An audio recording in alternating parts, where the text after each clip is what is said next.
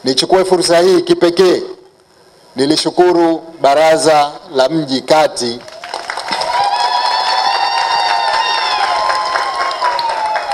kwa kutekeleza kwa vitendo yale maagizo yangu niliyoyatoa mara ya mwisho katika ziara yangu. Na katika hili nataka niseme mkoa wa Kusini mmenifurahisha sana.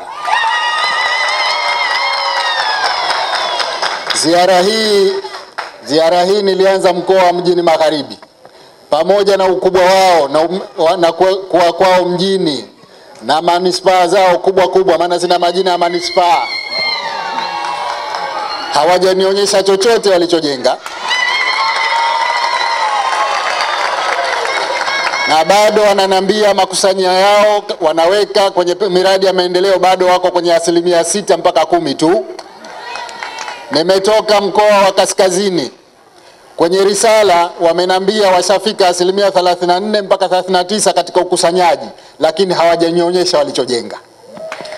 Leo niko hapa, nyie hamjapiga maneno, mmenionyesha.